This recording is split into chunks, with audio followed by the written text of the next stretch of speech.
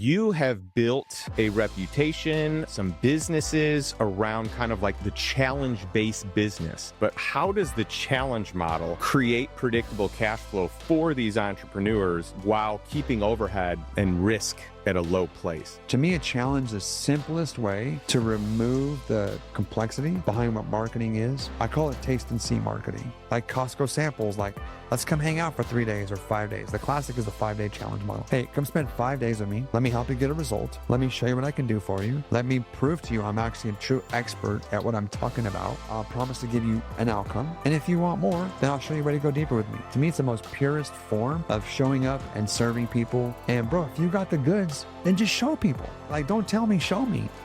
Well, Pedro, it's so good to have you here live. Always a pleasure having friends come into Austin and we can, hang out in a podcast studio, catch up, get to know each other better. So welcome.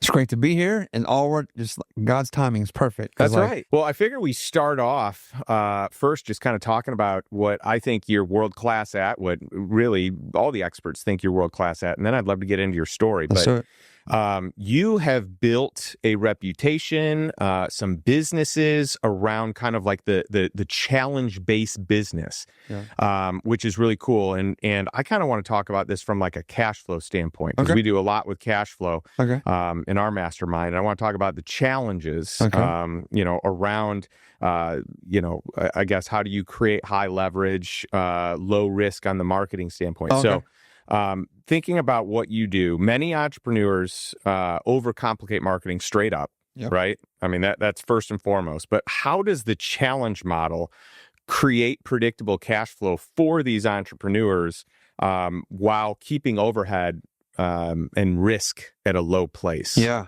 My challenge system basically was a series of little innovations. I wasn't trying to create a new marketing system. Okay. Really what I was just doing was I just kept, I'm a first principles thinker, but I never really saw myself as a first principles thinker, but I just follow biblical principles, right? The ultimate first principles is God, like God's ideas and ways of thinking about how the world should work. And God has ideas and philosophies and principles behind everything he did. Yeah. So at the time, webinars were really popular, but I just didn't want to do webinars. So I'm much more of a talker, external processor. Let me just talk and share and teach. And so just through a series of kind of tweak this, I pretty much created the modern day challenge was my invention, kind of my innovation. Not trying to make something new, but just ended up creating something new. Yeah, but you're also making something that plays to your strengths. 100%. It plays to your comfort. Because for me, even webinars, I was like, I don't want to do webinars. I have no interest in doing that and scripting it and recording it and, what is it live? Is it recorded? And, just having the precision of that. So I love that you've been able to roll with challenges where it's a little more free flowing. It's a ton more free flowing. Yeah. There's still a structure to them. There's still things that make them work. Mm-hmm. But our friends were like Jason Fladlin and some of the best webinar got Russell Brunson. And I'm friends and collabs and worked with some of the best webinar guys on the planet. It just didn't play to my strengths, right? Yeah. So what I built played really to my strengths, and then it ended up just taking off like wildfire. I ended up showing it to Dean Graziosi, and all the experts pretty much came to me and hey, bro, what are you doing? And that's how I was able to just show them it was so powerful. And then they wanted me to teach it to their students. And that's kind of how I got launched in 2020. So, and by doing it all live on Zoom, there's nothing in the middle, man. There's no pre-recorded, there's no fancy production. It's you and them face-to-face on Zoom. And there's nothing in the middle. It's you talking directly and serving people directly. To me, it's the most purest form of showing up and serving people. The challenge is the ultimate, show me marketing system. You're not hiding behind pre-recorded videos. You're not hiding behind makeup and camera angles and lighting and production.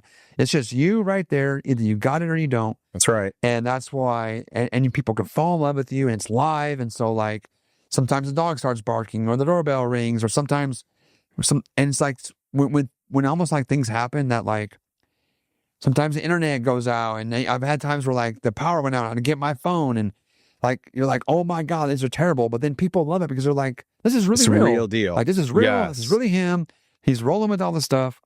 And so the challenge is the simplest, easiest way to show up and serve people at scale. Service to many leads to greatness. And you build know, like, and trust.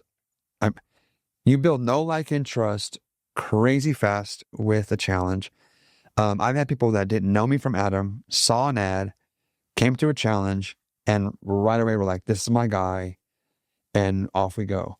Yeah. And so that's really now, of course, if you're filling your challenge up with organic social media, YouTube, those are free leads, right? Yeah. Or not free, but you're not paying. That's right. If you have an email list. So where the only risk that comes in running a challenge, the only risk is if you're paid advertising, right? And paid ads sometimes are tricky, sometimes are not as tricky. Like it was pretty rough for a while, and now I heard that the algorithm is kind of a little bit friendlier. So like that's where the risk comes in. Is just if you don't know what you're doing on paid ads, and you're gonna spend a bunch of money on ads, and if you don't have a really dialed challenge, if you don't have a really dialed offer, be careful. I mean, you can lose money on ads in a heartbeat. For those people that have, so this is what I'm assuming you would say to do is for people that have some sort of a list, have some sort of a following, try some of these first before even running paid ads, right? Get it all dialed in, figure it out, see if you even like doing it, see how it works for your business. And then, it's kind of like fix the little things that aren't working or that could be improved here or there. Yeah. And then once you got that dialed, then maybe start, running some ads. I would recommend, if you can, just a small ad budget. Okay. And just do retargeting ads. Okay. Like retarget your list, retarget your social, because retargeting is usually really good ROI. Okay. They already know you. You're just like, hey, like I'm doing this challenge next week. You want to come? So if they're on their email list, email open rates are down. Email deliverability is a problem. Yeah. So sometimes it's easier to pay Meta to show them something versus having them to actually open an email. But retargeting is cheap, but yeah, dude, we've done almost $60 million in revenue since 2020. Wow. And all of that came from either a live challenge. All of it came directly from a live challenge or a live challenge that fed into a 3-day event. It's incredible. Live. 60 million. I don't think I've ever made $1 or anything pre-recorded. Wow. Which is kind of stupid, right? Because you would think by now it's been, and I've been doing this for 7 years. Well, it's incredible that you have that, but actually then it does beg to, the question of, should I be putting out some produced content? Of course I should. Of course I should, right? Of course I should. I'm have some sort of a video library. Of course, right? Yeah. And then VSLs and on evergreens, of course. And yet, but we've done better than most. Have a lot. Yeah, this done better. This has changed the industry. Like challenges were not even a thing until this sounds a little bit like I'm, having myself up. This is the truth. The fact is challenges were not even remotely this popular until in 2020. I really kind of paved the way. Was it COVID based that really kind of kicked it off, or did you have this idea already? I was doing challenges in 2018. So you've been doing them for a long time. COVID just it just amplified it. COVID just helped a lot of us because people were stuck at home. And but yeah, I didn't develop it because of COVID. I already had the system developed before COVID, and which is so true of added fuel to the flame. You know how that is, bro. Preparation. I say that private preparation happens before public celebration. Yeah.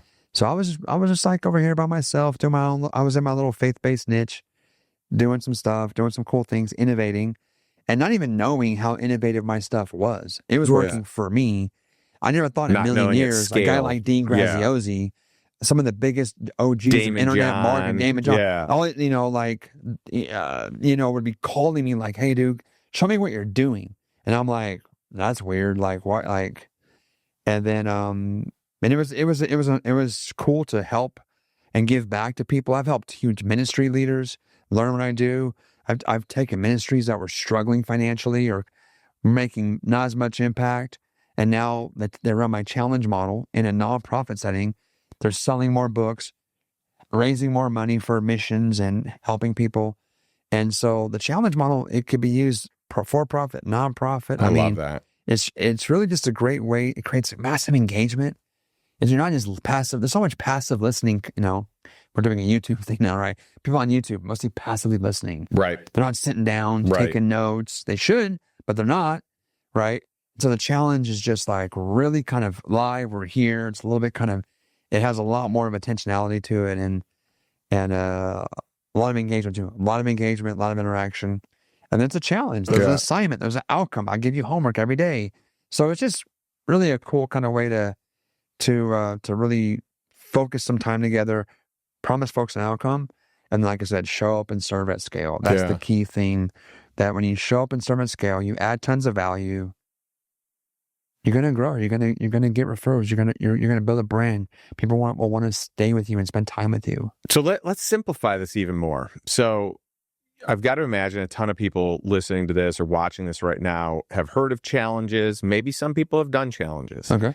I bet there are people that don't even know what a challenge is. So let's just take, we have a lot of entrepreneurs that tune in each week. And so if, we have someone with a lifestyle business, or maybe they're in scale mode, whatever it is, some entrepreneur wants to put a challenge into play in their business. What would that look like? Yeah. Like, how could they go from 0 to in 30 days rolling out a challenge? I mean, you don't need 30 days. Okay. Even better. Yeah. So what I would say is a challenge. What's crazy about challenges is like it's the smartest thing to do if you're like playing brand new, want to make your first dollar online, you should run a challenge. If you're into like 1 to 3 million, challenges. If you're 3 million and 10 and beyond, challenges. Like literally, like, it doesn't matter what size of the business you have. That's great. This framework works and makes sense at every size of the business. Okay. What is a challenge? A challenge is essentially, in our case, they're virtual, but obviously in some cases they're in person. Like these a lot of these fitness studios do like these 6-week weight loss challenges, right? Hermosi got, famous with this 20-pound weight loss challenge. Yep. Pay this or lose a weight and it's free. That's a challenge. Okay. So you can, if you're like in an offline, like physical type of world, Domino's Pizza was trash. It's better now. Yeah. Right. What happened with Domino's? They made an incredible offer, right? It's fast or it's free, right? 20 minutes or it's free. Yeah. That's a challenge. Okay. We're challenging ourselves to have a hot pizza delivered to your door in 20 minutes. And if we don't make it, it's free. That's a challenge. Yeah. So I would challenge, not just kidding. I would like encourage anyone to think like, I'm a plumber, I'm a roofer, and how does this apply to me, right? There's ways to apply this concept because it's really about just setting kind of like a goal, setting an outcome, and then like seeing if you can hit it. So, but essentially a challenge is I think it's the best live. I don't ever recommend pre-recording these things or trying to evergreen it. If you want to evergreen something, evergreen a VSL. Yeah, not evergreen a webinar. Yeah. Don't ever don't waste this. Don't like diminish this. This is a powerful thing, Yeah. Like do it live because I'm telling you the results are going to be like 3x, 5x, so much better. But it's a live, can be virtual or in person, but usually virtual. Event that's over a series of days. Could be at least 3 days, could be 5 days. I'm doing my upcoming 31-day wisdom challenge. Yeah, we got to get into that. For January, where I'm going to be live for 31 days in a row. And this is your big challenge. This is the biggest thing I do all year. Yeah. Yeah. We take the entire month of January. And again, we have a faith-based audience. I mean, and the hook is brilliant. It was a God idea. And God, I felt like God said, son, invite my people to read Proverbs with you. And I took that, this little instruction into what's become the 31-day challenge. Okay. We have served well over 250,000 people. Wow. In over 100 nations. Wow. That's incredible. This has added thousands of members to what we do. I mean, tens of millions of dollars of revenue. And simply challenge people to say, hey, give God the first month of the year. Just like, honor God with an hour a day of the first month of your year. Honor God by seeking his wisdom. And if you give God the first of something, he blesses the rest of it. And so January 1st, every single day, we read a chapter of Proverbs a day, and I bring on an awesome like faith-based like leader, could be from the marketplace. You're going to come on during this year. I can't wait. I have people that are like just people who are succeeding at a high level in different realms of society and culture. So you're coming from like more business, investing, entrepreneurship. I've got people coming that are ministry leaders. Mm-hmm. I've had John Maxwell on before. I've had people like John Gordon, Joel Osteen. I've had people like Christine Kane and Dr. Caroline Leaf. So I have like ministry leaders, governmental leaders, business leaders, political people, Hollywood, actors and actresses. So I want people to see that the wisdom of God is that like the biblical principles and the wisdom of God is not just like spirituality. Spirituality should be practical. And if you actually build your life on these principles, like your life can go places you never even imagined. That's been my testimony. And so that's a 31-day challenge, which I don't recommend that off the bat. Right. You that's said a marathon. 5 days to begin. A 3 to 5 day challenge that most people do. And then 31. So you're talking about January 1st through January 31st, every single day. I'm live. At what time? 8 a.m. to 9 a.m. Pacific. Okay. Me welcoming you, reading a chapter of Proverbs. We'll break it down, and I'll be joined by an incredible guest. This, like I've got Erwin McManus coming for the first time this year. Nice. I've been joined by people like Bill Johnson, the Bevere's, John Lee's Bevere. I've been on before. Love them. I mean, like it's like nothing but legends. Yep. Which I've had Erwin on the podcast. Yeah. Before. So like, I'm just like, I mean, like, well, Pedro, how'd you meet all these people? Well, I've served a lot of them behind the scenes. I've helped a lot of people like make millions of dollars or reach millions of people through my model. And then people know people. And so like, I'm honored that I can give back to some of these great people who I believe in. Yeah. Well, and a lot of these people are at a point where they're even giving back to you. It's like, you've helped me and you've helped me grow and scale. Exactly. Like, well, of course I'm going to pour into you and your ecosystem of amazing humans. Yeah. Eric Thomas was on. I think he's coming back this year too. We've had Lisa Nichols. And what a lot of people don't know is a lot of times you guys don't know, you see these people, and because they don't talk about their faith all the time, because sometimes you don't, just because you're a Christian doesn't mean you should always talk about Jesus all the time, right? Right. Sometimes it's not, and oftentimes it's always much better just live a principled life, live out your values, and so like you don't have to have a lot of my guests don't have a Christian faith forward brand or business.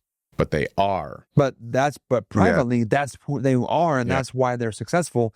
And so they come on my challenge with this 31-day challenge, and they can now share. And you're like, oh my God, I had no idea that person had that backstory. And so a lot of people love coming on. I think you're going to really enjoy that. I know. I can't wait. Because you'll share things. They'll share more of that part of your life than maybe you do on your own stuff, because people don't really come to you for that, right? They're coming to you for, investing advice and guidance. And yet, like, this is a part of who you are. And I think you're going to love kind of getting a chance to share more of that. So I can't wait. And I've got to imagine you kind of help crack people open, asking different questions or setting it up in a certain way. Where it gives them the ability to really get vulnerable and real. I think I definitely kind of will ask some questions, but honestly, I think people come on and they just feel the Holy Spirit, man. This is a God idea. This wasn't my idea. It's by far the best. It's the best hook I have. It's the best thing. It's the biggest from a revenue impact, from all the KPIs. Yeah. This thing is the biggest and best thing we do all year. And it was a God idea. And so like having it, so like when you're actually doing business with God and you actually, and you and God are like working together in partnership, it's kind of funny because like, we have a little bit of pride, a little bit of ego, and I think I'm a good marketer, right? Right. And it's like all my best ideas were not mine. Mm-hmm. So here I am like this expert marketer, and yet all my best ideas came as like just a download. Like I just had an impression, right? And I didn't hear God audibly. I just had this impression, this name, a challenge name, an idea that wasn't there before. And I wasn't trying to think about it. It's like, boop, it just came like as a download. I choose to give that credit to God. Because I'm like, that wasn't me thinking. Now like, oh no, Pedro, that's your subconscious. Fine, whatever. But like, so anyhow, so I think you're going to love it, man. And yeah, I'm not like, is it like, I'm not trying to get people to cry. I'm not trying to like, I just ask questions, but really, dude, like, I really have seen, this is our 7th year doing this. I've just seen, like, I've seen it and you'll feel God's presence when you join this challenge. Like, even if you're not like super spiritual, you should come anyways and be like, Proverbs is a book from the Old Testament. Like, King Solomon was the wealthiest, wisest man, and the richest man to ever live. Yep. Okay. I think that's important for people to know that have never read it or don't know much about it. Like, it is a book full of wisdom. It's chocked full of wisdom. Written by, it's like, imagine if Elon Musk just like wrote like 31 chapters of all of his wisdom. Right. Here's he might be the first trillionaire, right? Probably will be, right? Oh, yeah. Most likely. And it's like, but like, Elon's just rich. Like, Solomon, like, was the king. Right. He governed nations and technically nations by proxy too. Exactly. Like, his influence was insane. Right. And so, like, if that people would travel to him to seek other kings to seek his advisory and pay crazy money. Yeah. Like, it's crazy. I mean, that's a whole different concept, but like, why would you bring money to the richest guy in the world? Like, there's a whole principle I have there. That's a deeper conversation. I'm happy to go there if you want. But the point is, like, if someone at that level wrote stuff down and God chose to have it be part of the Bible, why would we not read it? And it's like, oh, that's outdated. No, it's not. This is ancient wisdom. This is your first principles. And so I'm telling you, like, the gold that is in here, and wisdom is not just knowledge. Wisdom is actually spiritual. Like, there's a spirit. There's the spirit of wisdom. And so there, like, you as we go through this, we're going to read words on a page, and you're like, oh, I'm just getting knowledge. I'm learning principles. Well, that's you can, if you only want that. But if you actually come to this and you're like, God, I'm willing to receive all you have for me, and you actually receive wisdom as a spirit, then you can actually, you can actually receive spiritually. It's one of the spiritual gifts. It's a spiritual gift, spirit of wisdom. And maybe you're watching this and you're like, maybe you're not a believer, maybe you're not a Christian. Like, I would tell you, you're welcome to join us. Like, this is not just for Christians. Yeah. Like, I do this for, as best I can tell, like, we're all God's kids. He created every single one of us. Whether you acknowledge God or not, that doesn't change how you got here. Right. I know you may think you're an accident. I don't think you're an accident. I don't think I don't believe we just got, some slime came out of the ocean and just miraculously just all of this showed up. Like, that's just, I think it takes more faith to be an atheist. Yeah. Than to actually be a Christian. I agree. I agree with that. It takes more faith to believe that out of slime, or whatever they say these days, that all of this, I mean, if you study the human body, if you study like any part of our body, our eye, if you study the brain, like, you just think all of this just came from intricate. Chaos. Yeah. Like, come on, dude. Like, they really, I don't have that much faith. Yeah. So, anyhow, but if you are an atheist, God bless you. I love you. You're welcome. If you're Jewish, you're welcome. If you're Muslim, you're welcome. If you're agnostic, you're welcome. Come. This transcends religion, denominations. I love that. You're welcome here. Please feel welcome to join us, because you will encounter the spirit of wisdom, and again, just I'd say put it to the test. Come taste and see. Come check it out. Well, I'm excited. It's free. Yeah. It's 31daywisdomchallenge.com. It's absolutely free. And I'm just excited not to come and speak. Like, I'm excited to participate in all 31 days. Like, it's exciting for me to have learned about this, and like, it's on my calendar. Like, I can't wait. So I can't wait for you to too, because obviously, dude, like, what you've accomplished at, like, we obviously got connected, recently, and I'd heard about you. I've heard about your name come up a few times. But as we were talking, and like, man, like, what you've done and what you've accomplished at your age is not an accident. There's tons of wisdom. There's principles. You don't just show up. You don't just show up at your age in life doing what you have done. It's super unusual, and so So for someone like you who's already, I know you're already walking in high levels of wisdom, at least specifically like in the areas of wealth investing. Like I'm excited to have you go through this and then just see like all the level ups that kind of come from there, because the wise people that are already wise, you know what they seek? More wisdom. That's it. For sure. I mean, that is one constant prayer that I have. But think about that. People that are already wise, already rich, already deca millionaires and whatever, are like, Lord, please give me more wisdom. And yet there's people that are broke, struggling, like making really terrible decisions. The people that need wisdom the most are often the ones that aren't even asking for it. Right. I agree with that completely. And the people that are like rolling in wisdom and like life is amazing, they're living in the promise and the blessing of wisdom.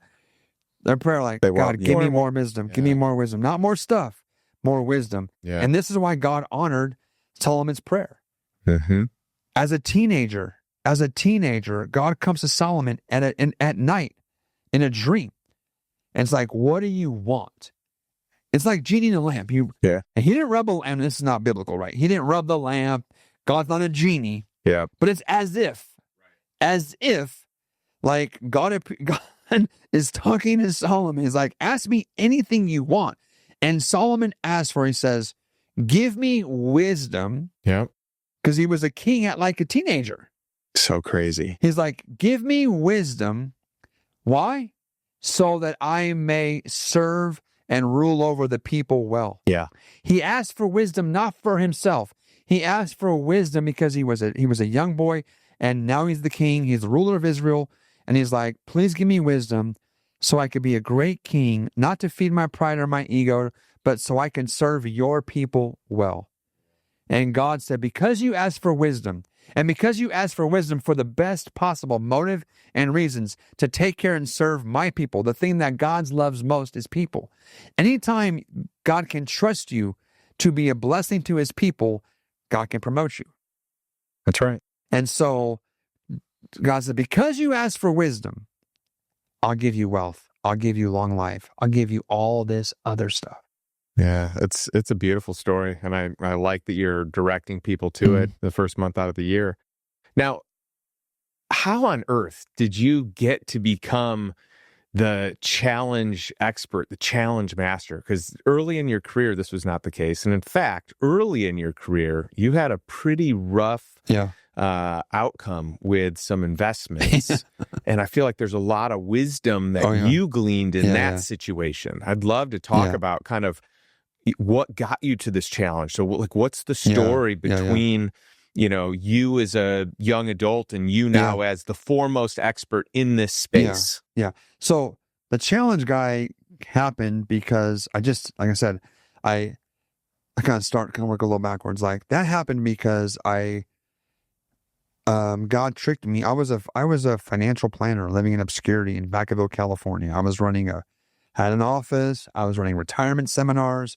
I had written a book called Retired and Free, and I'm just doing retirement education events in my local city. I was doing great. I mean, we had built a 7-figure business, but I'm just a guy in a small town in Northern California who's running a which is nice, but not changing the world, right? But I finally, and so I learned online marketing, and I became a kingdom entrepreneur with that business. And then I really felt like God tricked me into launching 100X, our kingdom entrepreneurship movement. I had a friend of mine kind of challenge me to like, hey, you should talk about this stuff and you should do a class. And then I came on a podcast a long time ago, someone else's podcast. I think I interviewed about my faith in business and kingdom entrepreneurship. And I had never spoken about it before. And so he's asking me questions and I'm just like dropping all this gold. The guy was like speechless. He's like, dude, this is incredible. Like, who told you this? I'm like, dude, this is what I've learned what God showed me. And so he's like, on these podcasts, they go, hey, where do people go to find out more about you? Yeah. I'm like, nowhere. You didn't even have a landing page. Yeah. Like, I'm not an internet guy. I don't have anything. I'm a financial planner. So that's kind of how 100X launched. And then the challenge model I just developed to grow that business. Mm-hmm. And then, I mean, sometimes a business will give birth to other businesses. That's right. So happens all the 100x. time. So my financial planning business, I had to learn digital marketing. And I became a kingdom entrepreneur. So I became a kingdom entrepreneur. I rebuilt my entire business on biblical principles, put them into practice, exploded my business, had my first 7-figure year. I also learned digital marketing. So then God had me launch a business called 100x, which is what? Kingdom entrepreneurship and digital marketing. I grew that business with free masterclasses, which became my challenge model. And all of a sudden, then that gave birth to a whole new business, my challenge marketing business. Okay. And that's when that went boom, because now I can teach challenges to anybody. I'm not in a little teeny tiny faith-based niche. And the biggest names in online marketing promoted me to their lists, like Dean Graziosi, right here in Austin, Ryan Dice, Roland Fraser, digital marketer, Jeff Walker, Eben Pagan, Onyx and Gall, like the Jason Flannery, like Joe Polish. I'm talking about, like, for those of you that are not familiar, these are like household names. These are in legends digital marketing. of online marketing, and they're all emailing their lists saying, "This is the new guy. This is the guy that's got the new thing. This is the newest thing. It's the hottest thing." Like, and then so, dude. So I got an email. Like you mentioned, Daymond John. So I get an email. Or from this guy, and he's like, "Hey, I work with Daymond John. We've been thinking about doing a challenge for a little bit. Clearly, you're the expert.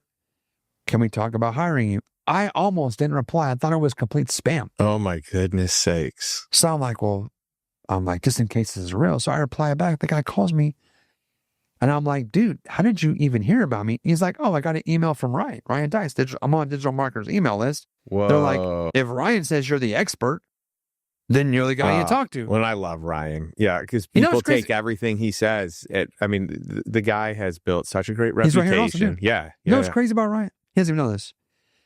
So, even the whole challenge guy thing. Yeah. Okay. This is a crazy story. So I never met Ryan. So we were in Vegas. We should get together with him. No, I met Ryan now. Oh, okay. So back then. All right. I'm like, we'll go hang out. I'm still going to hang out right now. But like back then, I didn't know I was. I'm telling you, like, no one knew who I was, bro. Like I was in a teeny, first of all, I had no online presence when I was a financial planner. Then I had my little 100x Kingdom Entrepreneurship, my little faith-based business. Then about maybe $1 million or less. I was not like a household name in the online space like I'm.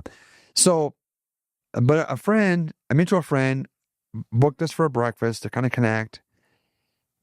So then I'm at this breakfast at the Wynn, and he's like, "Oh, and tell me," he's like, "Oh, and tell me about it." So I'm like, "Oh, he's Pedro," and blah blah, and I'm just. Like people ask you what you do, and you kind of just sometimes just say all the stupidest, wrongest thing. Yeah. You're blabbing on, and you're going on, and then the opposite of an elevator. The opposite of what you're supposed to do. And I was doing that. I'm like blah blah blah blah blah blah blah blah, and I'm probably a minute in, and Ryan goes, "Oh, you're the challenge guy." He summed it up just like that. And then I was like, stupid, yes. Like, that's it. I'm like, I've been taught by blah, blah, blah, blah, blah for a minute. I could have said, like, I'm the challenge guy. I invented the modern day challenge. That's so perfect. Ryan doesn't Great know this. Tagline. But Ryan. He created that title or that. This is, I don't know how deep you want to get on this, but like, kings can anoint other kings and appoint other kings. So without knowing, I'm not even sure what Ryan's faith background is. I don't think he's a Christian. Maybe he is. I don't even know. It doesn't matter. He doesn't even know this, but Ryan, as a marketer, is a king, high level of influence in the online marketing space. Right. Without even knowing it, but spiritually what happened, it was like he was making me a king. That's right. He says, you're the challenge guy. Yep. And I took it. I received it. That became Pedro, the challenge guy Adao. Even though today, right now, that's not like really how I'm trying to be known, right? Yeah. Because God's has shifted my assignment. However, that I was like, okay, that's so like being able to just let people know who you are that quickly and that clear. I ran with it. It took me far. I got to help a lot of people. I played a pretty big role in Russell Brunson's kind of ClickFunnels community for a while. But the inner circle, to your point, well, just even that whole community, right? But to your point, is I had a massive crash and burn like 14 years ago. I've been in real estate industry, my real estate background. I was a real estate broker. I was a real estate appraiser, commercial appraiser, residential appraiser. I flipped over 150 houses with my wife. We were buying trustee sale auction properties. Yep. And so back during that heyday, 2008 to 2012, it was crazy. We were buying. We buy them at the steps. Steps right there at the City Hall, right at there. the steps. It's crazy. That's like the wild, wild west, man. Back then. But by the way, for those of you that haven't been following, this is when all the institutional money started scooping up the single family homes. So we were there first. Yeah, before the small guys were there. 2008 housing collapses, paving the way, right? Because back then, just for record, so everyone knows, SFR didn't exist. There was no asset class that was single family rentals. No, SFR as an investment grade, it did not exist, right? Yep. Because you can't scale. Wall Street didn't care about houses, right? Yep. And then global financial crisis, housing meltdown, and now banks are auctioning off properties at foreclosure auctions. Pennies on the dollar. And sometimes they can't own them. And sometimes, the banks can't own them. Yep. They can't. They probably should have. They should have, but they didn't have the operational ability to. They should have hold and manage. Because all those houses in the Bay Area where I live, they all were back within like few years. Yep. And that's why Wall Street. And so like anyhow, but like so, we're there buying houses for like $75K. In the good early days, it's like 75 grand. You put in 10 grand into it, and we're selling it for like 140, 150. Right. Just and crazy. The margins just kept getting squeezed as more people came up, and then Wall Street showed up. Yep. And that's when we were all cooked. These guys would show up, the Wall Street, like Blackstone, for example, Invitation Homes, their single family home rental arm, would show up with backpacks just full of cashier's checks. Yeah. And like literally backpacks full of them that they just would write them, boom, right there, buy as many homes as they can. Literally buying hundreds or thousands of homes in a single auction. Yeah. Just crazy. All across in different counties. Yeah. Strategic they'd have people counties, in all these different cities at the same time. Strategic counties all across America. They ruined it for the rest of us because now they're paying what we thought was stupid money. They were willing to pay fair market value. Yep. That's right. I mean, they were bidding truth be told, like they're outbidding us. But like they were able to, they played the better game. Mm-hmm. We were all a bunch of small fish. They played the volume game. And they were like, we can go raise capital. We probably got money from the banks that like was 0%. Yep. I can't raise money at 0%. I was paying mine, it's like 18. Yeah. They go raise at 0. They don't raise. They go to the bank. Here's gazillions of dollars at 0% or 0.1. They can afford to pay full market value. They're buying homes out of the MLS. Yeah. They're buying homes out of the MLS.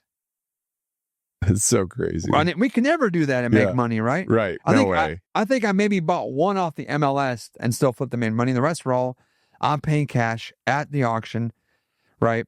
And then these guys are coming, they're paying full price. So we're basically like, we're cooked. And then I got back to my financial roots. But my point, and that's actually how I got into the other thing that I did, where I ended up losing all of my money, was because I got squeezed out of this. And now I'm like, oh my God, what's the next thing? I have this capital I've raised. My margins are being squeezed. And then I went and did something I had no business doing. I went and bought non-performing notes. I went and thought, like, here I am, a local market expert, a hard asset guy. I got construction crews. I know how to flip houses. You're an industry expert in that niche. I'm dialed. I'm dialed. Yeah. No one can compete with me, or very few. And Wall Street was able to compete because they weren't flippers. Yep. If they tried to flip, they would have got crushed. Yep. But they were buy hold. They're buy hold. They're buy hold. Right? And so what happens is now I got, like, my margins are getting squeezed. I've got my capital. I got some friends and family capital. And now I'm looking for the next. I got to find another model. And I have this thing I say that's like, when God wants to bless you, he'll send a person into your life, like a new person. Like God wants to promote you, bless you, like take you someplace higher, you'll have a new person come into your life. But when the devil wants to destroy you, you know what he also does? Sends a person. Yeah. Sends a person. And the wisdom is knowing who sent this new person into my life. Yeah. And so, sure enough, I meet some guys from that I knew from the past. They're like, hey, we're doing this thing. It's in Dallas, and these guys have a hookup with GMAC, and let's go buy notes. Money's crazy. We're like 11 cents on the dollar. And I'm like, okay, that sounds great. I'm like, I'm going to be rich, right? It's like, if I could buy a $100,000 mortgage for $11,000, I'm like, how can this go wrong? Oh, well, let me tell you. There's a lot of ways. Now I went from being a hard asset guy, flipping homes in my backyard. Now I'm a loan servicer. Yeah. I own paper. I own the debt. I own a mortgage. Never, zero background in debt servicing, being a national portfolio. I got stuff stuff in places I've never even heard of, like states I barely even, I'm like, that's a state? What? Yeah. And then got hammered, got destroyed. Yeah. Took me out, lost everything, lost my money, lost some money from friends and family. It was broke, busted. I never failed before. I found myself deeply depressed, wanting to die, begging God to please don't let me wake up. I had life insurance. I was like, the life insurance will pay off, pay ourselves back, pay off our friends and family. My wife can keep the houses, and she'll remarry and find someone to help to raise our kids. Like, I really thought, wow, Justin, I honestly believed. That's bottom of the barrel. I honestly believed I was done. At 35, I'm done. I'm never recover from this. I have nothing left to offer this world. And I was convinced of that to the point I'm literally, for 18 months, I'm like, God, please don't let me wake up. And what's crazy is look at the impact, the things that God's done through my life since. Yeah. Yeah. Life I experience now is I would have, if you couldn't even dream it up. If you said, Pedro, dream your wildest dream. It wouldn't have been being friends with Joel Osteen and working with the biggest legends in our space. It wouldn't be living in the house I live in now. I wouldn't have dreamt even half that big. Wow. So my current reality is better than I ever would have dreamed. And I literally thought I was done. And begging God to take me out. So when I tell people all the time that you have no idea what you're capable of, I'm not trying to be some inspirational guru. I'm not trying to be Tony Robbins. Yeah. I'm just telling you. I'm just telling you facts, bro. Yeah. You have no idea what you're capable of, because I know I didn't. I was trying to throw myself in the trash, and they're like, we've changed so many people's lives. Like what God has done through our life, my wife and I, in our business, what we do, it's insane. And we're just getting started in so many ways. Just turned 51. I'm ready to go. I'm excited. Had a couple years. I was a little bit burnt out. Now I just feel refreshed and ready to go again. And on mission, man. You are. Yeah. It's so cool. But dude, I'm just telling you, man. So maybe you're watching this and you kind of maybe you're in a down place. Maybe you made some mistakes. I mean, you're in investing. I mean, we talked. You just had a little bit of a for deal sure go sideways on you. You cannot be an investor and not have deals go bad. Yeah. You just can't. And I love that people can hear your story, because I think when you lose money and when something goes really bad, or reputationally you take a big hit, it is devastating, especially the first time you experience it. And it's death. It feels like death. It is a horrible feeling, like that. It's like you made the worst decision of your life, and look what you're. How could I have done this? Yes, and you beat yourself up. I mean, first you blame other people, and then you kind of beat yourself up. Yeah, but first you blame them. Then eventually you kind of realize that's stupid. Then you forgive them. But you know why I stayed on the couch? I stayed depressed for probably an extra 2 years. Because you didn't forgive yourself. Couldn't forgive myself. Yeah. Because I did this. I should have known better. I made a mistake. And I didn't think God was willing to forgive me for things that were my fault. Mm-hmm. Which is so stupid. He is. That's not even what the Bible says, right? Yeah. And I didn't deserve another chance. This was my fault. And dude, that's not what the book says. That's not how this works. So finally, I was able to I'm like, okay, I have to move on. I have a wife. I have kids. I've been asking God to kill me for 18 months. He hasn't done it yet. Man, I'm not going to kill myself. I was just too scared. Yeah. So but I was in pain. I was just too scared, bro. I'm chicken, I've never been in a fight in my life. I'm not a violent guy. I'm scared of heights. Thank God for that. Like I was just too scared. I'm like, I'm too scared to do this. Like I don't know what's gonna happen. Like I believe in God, but I don't know if I kill myself, what's gonna happen. I was just too scared. Yeah. And I was like, well, I'm not gonna kill myself. I'm too chicken. God's not gonna kill me. So dude, I gotta turn it live. around. I gotta start make over. It right. And so it took me so long to forgive myself. And the whole time, I think God's just waiting for me. He's like, okay, son, like you made a mistake. Who cares? Like, let's go. It's just money. Move on.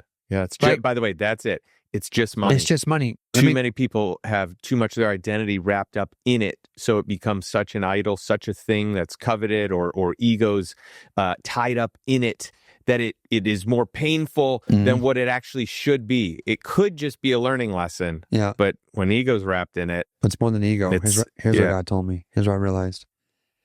I've learned this since. I honestly believe that money, and I can back this up with scripture in the few parables, but I believe that God's desire for us is to first learn and mature and develop ourselves, develop our character by practicing with money. Okay. Because the deal, as you know, think about all the deals you've done, the people you've worked with, and how they've all refined you, I made a mistake there. Why? I was too trusting. Why? Oh, because I was desperate and I wanted the deal too bad and I had FOMO and I got insecure and I bought that building because that guy had a building and I was trying to compete with him and then I got hammered. And then so all of a sudden, I believe the trading of money, business, entrepreneurship, real estate, I believe it could be a career, but I believe that working with money is the perfect way it's a perfect mirror. Yeah.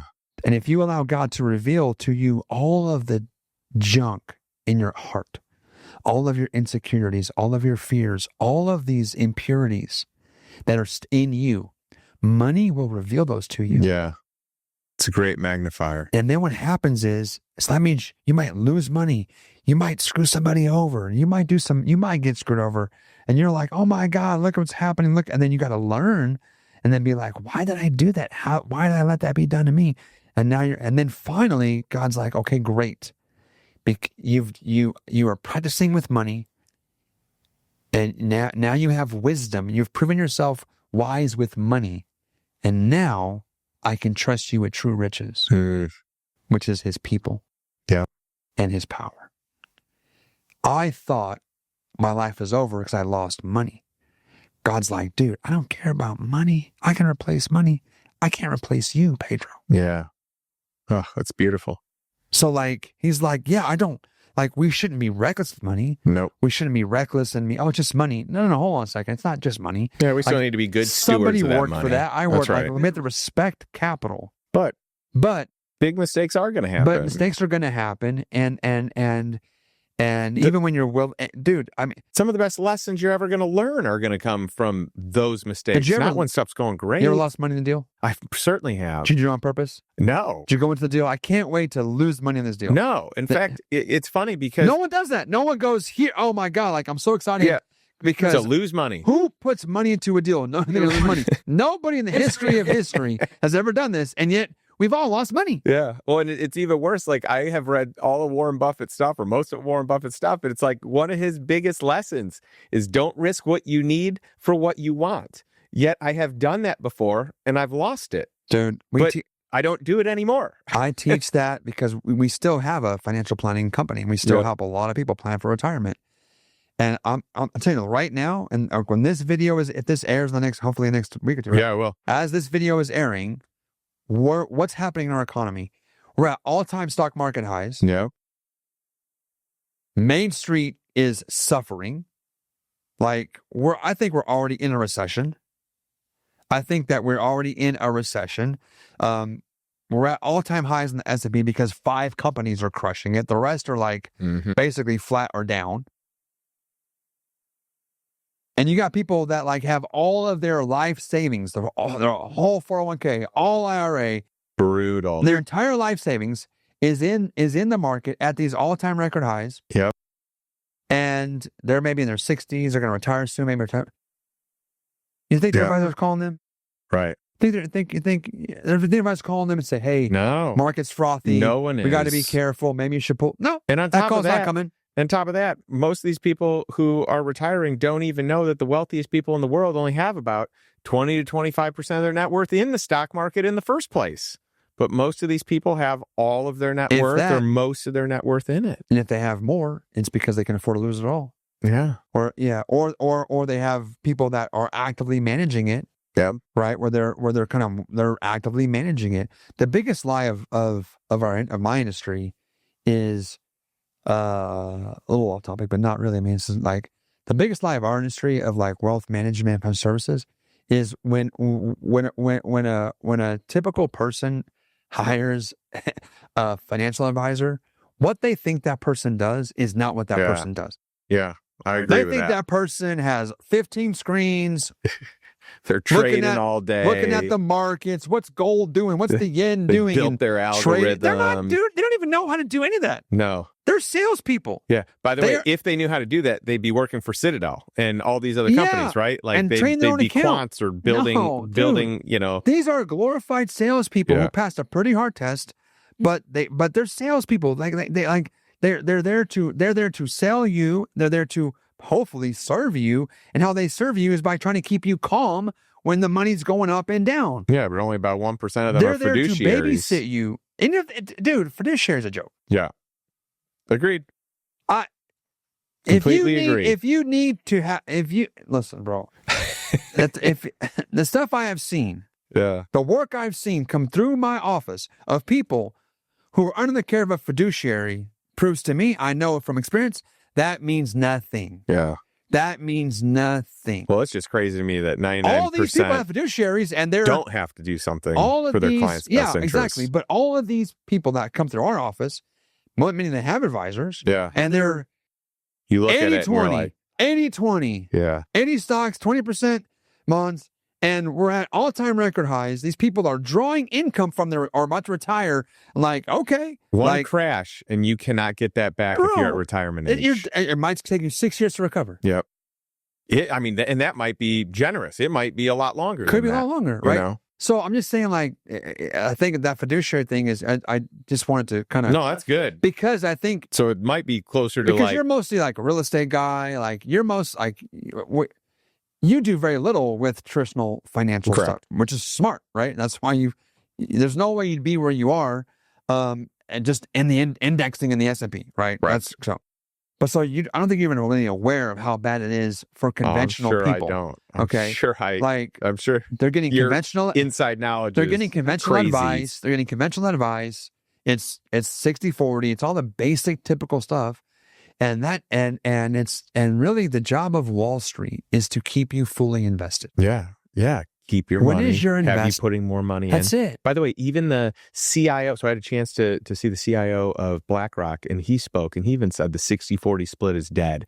And with his own money, he doesn't do that. He's much more allocated like family offices with about 50 to 60% in alternative investments. Yeah. This is the CIO of the largest wealth manager in the world, $13 trillion. But he said that where? In some private? He said in a private event. Private event? Yes, that's right. They'll never say that publicly. That's right. Right, exactly. So the part is like, the masses who are following all the classic traditional advice, dollar cost average, buy the index funds, all that stuff, don't realize that that's not ever going to work unless you started when you were 25 years old. Right. Or maybe 30. And it has to be the right wave even during that time. And it's not 10%. Yeah. You're not going to, unless you were putting away 20 to 25% for 25 years, then you probably have enough. So and so really to me I see is people think that their person is watching the markets and it's going to give them a call before the crash. Not true. Is that what happened in 2008? Nope. None of them. No one knows. So like if you don't take my big message and how we serve clients with our financial practices, dude, you got to take back control. It's your life. It's your money. Yeah, and just look at the PE ratios now. We'll help you as a guide. Yeah. But we're not here to tell you what to do unless if you ask our input, we'll give you input. But I'd much rather educate our clients about here's what's happening, here's how this works, here's your options, And P ratios are at near all-time highs. What is that? It's like it's not. It's someone should be educating that. I love that you're doing that. It's so crazy. I mean, we're doing it for our clients. And we're doing the best we can to get the word out. And again, I'm not saying sell it all, go to cash. Yeah. I'm just saying, dude, what is your plan? What is your plan? Yeah. At what point do you make a shift?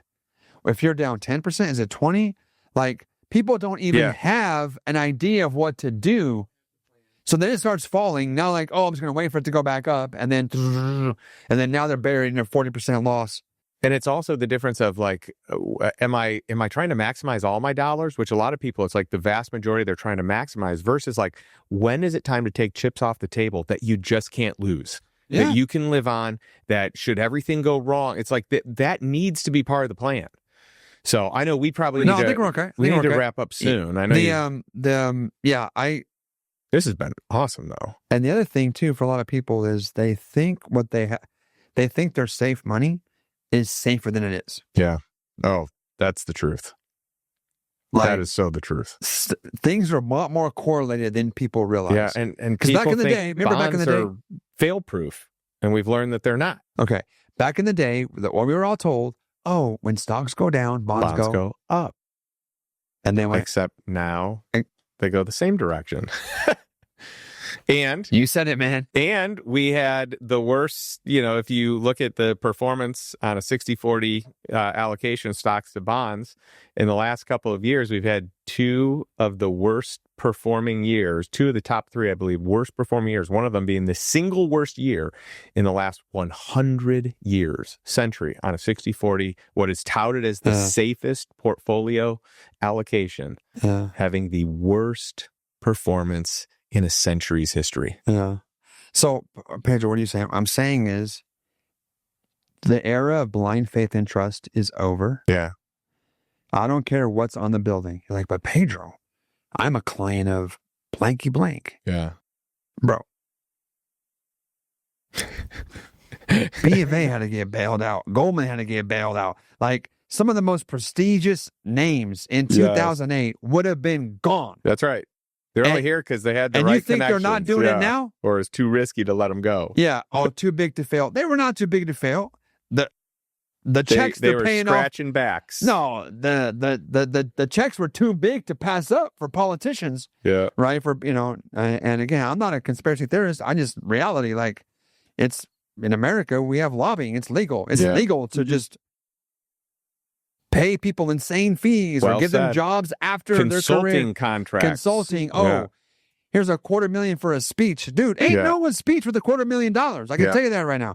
And so, like, I just want to advocate for, like, guys, like, literally, you need to advocate for yourself.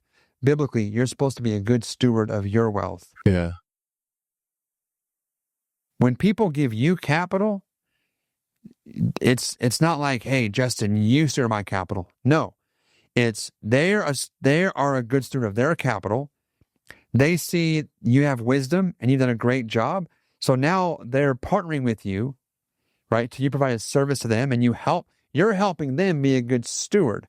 But I can tell you who your worst investors are. Your worst investors are people that just give you money and just give you money and put all their hope and faith in you. And this is my guy, and this is amazing. You're going to draw. And then they have these expectations. And then anytime a deal has a little hiccup or doesn't go perfectly as planned, you're the devil. You screw them over. And you don't want investors like that. No way. Right? So you're like, hey, guys, I'm here to help you. I've got a great track record here. But you never want to be that for someone. We should never let people think that we're somehow absolving them of their own responsibility to do their own due diligence and to be a steward of their own capital. One day we're all going to be face to face with God. And we're going to have to give an account for our own lives.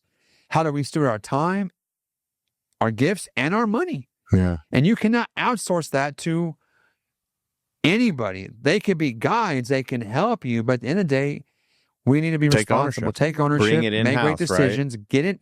Doesn't mean you got to do it all yourself. Yep.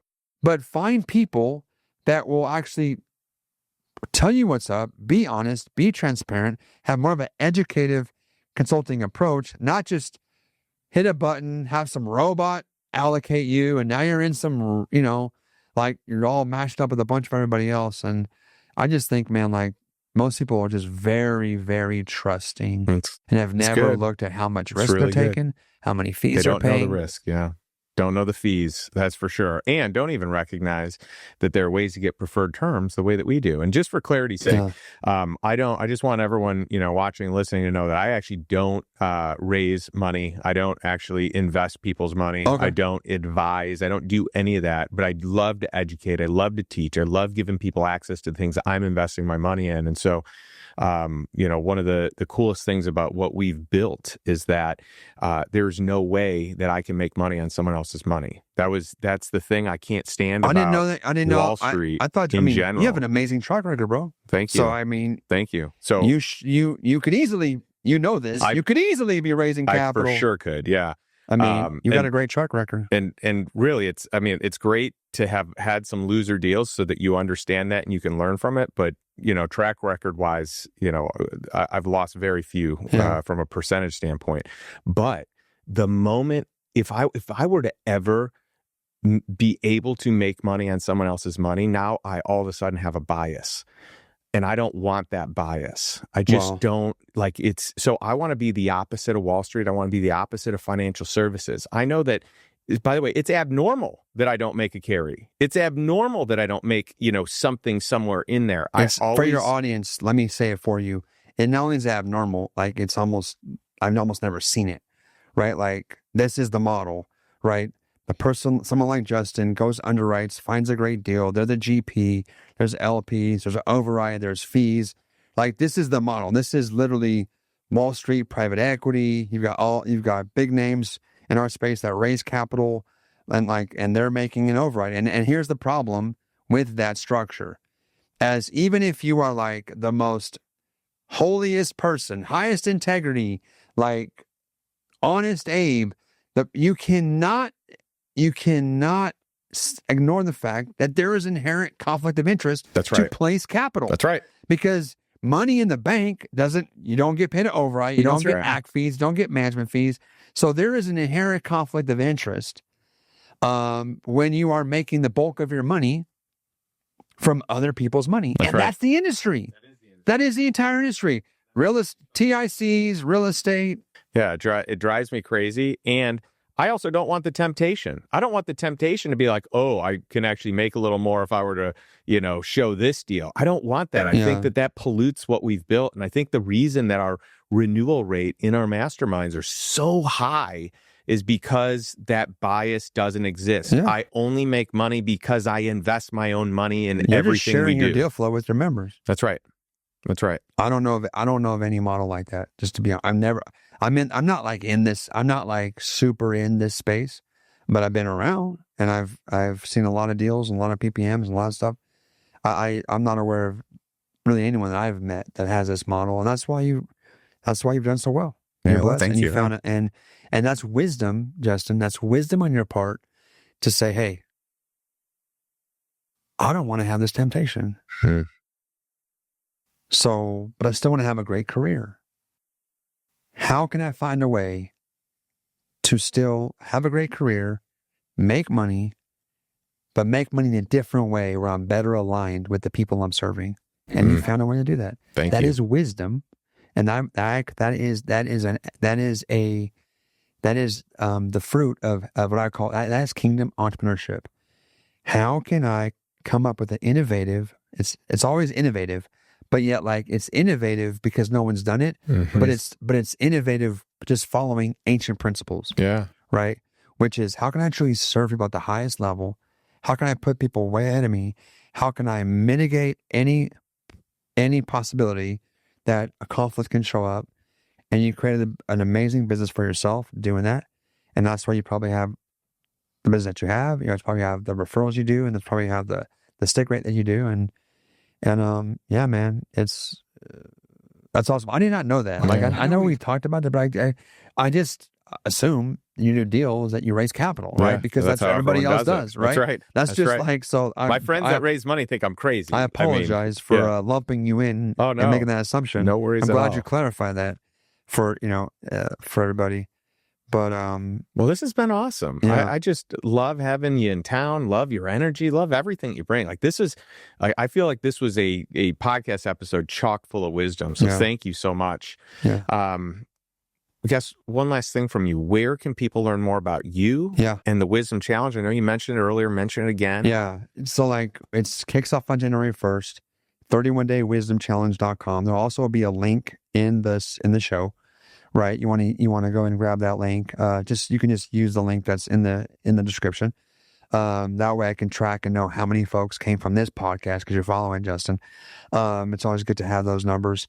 And dude, like start your year off the best way possible. Start your year off prioritizing the wisdom of God. This will change your life. Like this is going to be the year, I think, where we all thought COVID was as crazy as it got. And then guess what? Like it's just keeps getting crazier. Yeah. Okay. I think 2026 is going to be absolutely crazy in terms of what we're going to see politically, economically. I'm not sure how much you talk about the dollar on this, but we talk about it the dollar a decent amount. Yeah. The dollar is we talk about a ton inside the master. Yeah, the dollar is not looking strong. There's gonna we may this next year with AI is probably gonna obliterate 10 more industries. We're like AI just is like, okay, this whole industry is no longer needed. It's going to be fascinating. By the way, I throw so many charts, so much data at these points. Like what's happening with the USD, what's happening with reserve currency status, what's happening with, other currencies, what's happening with Bitcoin, what's happening with, the institutional players. What are they doing? What are the single family offices doing? What are the multifamily offices doing? It's like so much data, so much content, and it's around this. So it's like, how can you be a few steps ahead of what's going on? Yeah. And I'm telling you, like, this is not just for like the rich. Like these shifts are going to hit, and I've already begun, and will hit Main Street. This will affect you. And so what do? You just stay, you're in fear, full of fear. Oh, come back, Jesus, just come, this is what, that's what drives me crazy about religious Christians, right? Instead of just like thinking and getting wisdom and preparing for how to prosper in chaos, it's just like, oh, just come now, Jesus, right? Like, no, dude, like that's not the plan. That's how this works, right? And so every time there's chaos and crisis, there's a massive opportunity, not just for the rich, for the wise, for everyone, for the wise. Get wisdom, prepare, posture yourself to get ready. I think I'm not trying to make predictions. I'm not trying to be negative. I'm not trying to scare people. When I look at all the stuff that's going on, 2026 could be a year of a massive stock market correction. We're due. We've seen basically the market's been vertical since 2009. Like that's never happened in the history of the stock market where we have a 16-year bull run. Come on. It's a long bull run. 7x since where it was below. The amount of currency we've printed, the money we've printed, and only more is going to happen. 2026, we will print more money. Mark my word. 100%. Not just because you or me, like legit, it's out the there. biggest experts in this space, who this is all they do. Not one of them is dissenting. Like we're going to see money printing. Next year, which means every dollar we have is worth less. And so if the paper you're holding is being attacked, and it has been, and AI is coming for a lot of the jobs, don't be afraid, but don't bury your head in the sand and get wisdom, because there's a way for you to prosper in this. But it's not by being afraid. It's by actually really like seeking God and getting the wisdom of God. So 31daywisdomchallenge.com. It's absolutely free. Now, once you've joined for free, I'm going to go ahead and give you the opportunity to upgrade to our Wisdom Plus experience. Got this really awesome journal that allows you to kind of put all your notes in here. It has all 31 chapters. Plus, you get like some Q&A live sessions with us.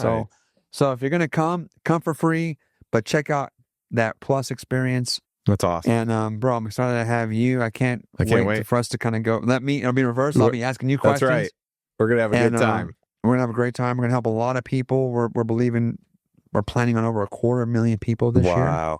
So thanks for your help in getting the word out. Yeah. But we'd love to see you in the Wisdom Challenge running live January 1st. This is cool. Well, appreciate you being here. I love ending every episode with a question for our audience. So I'm going to ask you this. If you're watching, if you're listening, what is one step you can take today to move towards financial freedom and move towards the life that you desire on your terms? So not a life by default like most people, but a life by design. What's one thing that you can take today from Pedro and apply to your life to move in the right direction? And hopefully that one thing is joining the Wisdom Challenge January 1st in the next 31 days. Thanks, and we'll catch you next week.